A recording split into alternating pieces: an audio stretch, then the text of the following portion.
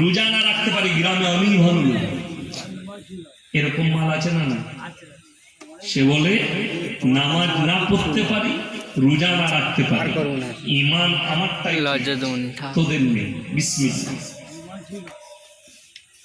এইরকম বেনামাজি যারা আছে, যারা গর্ব করে কথা বলে, তারা কান খোলে আমার এই কোরআনের আয়াত দুটো শুনবেন।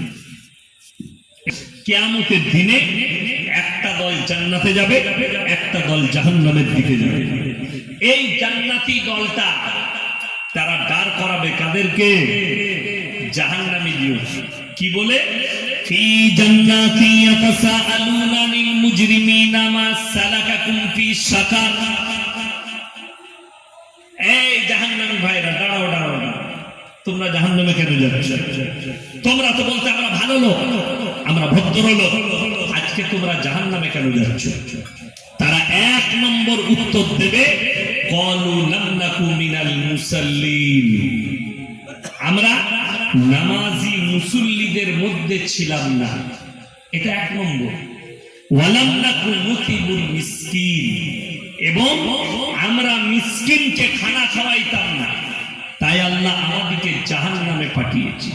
নাম্বার 3, ওয়া কুন্না নাখুদু মাআল খাইদিন, এটা বড় প্যাথেটিক, বড় ডেঞ্জার। তারা বলবে আমরা দাড়ি টুপি নামাজি মুসল্লিদিকে দেখে হাসি ঠাট্টা বিদ্রুপ করতাম, আল্লাহ তাই আমাদেরকে জাহান্নামে পাঠিয়েছে। এটা কোরআন শোনালাম, হাদিসে চলুন। রাসূল সাল্লাল্লাহু আলাইহি সাল্লাম বললেন, দাজ্জাল যখন আসবে তার পূর্বে দাড়ি টুপি নামাজিদের মাজাক উড়ানো হবে সমাজের বুকে। দাজ্জালের আবির্ভাব ঘটে গেলে, আত্মপ্রকাশ হয়ে গেলে, যারা আল্লাহওয়ালা লোক থাকবে, যারা নামাজি থাকবে, সেই সময় তারা সমাজের বুকে লোকের সামনে আল্লাহর নাম নিতে লজ্জাবোধ করবে। এবং রাসূলের হাদিস, আখরি জামানায় হারাম আওলাদে ভরে যাবে পৃথিবীটা। আজকে তো বলতে পারছেন এটা আমার সন্তান,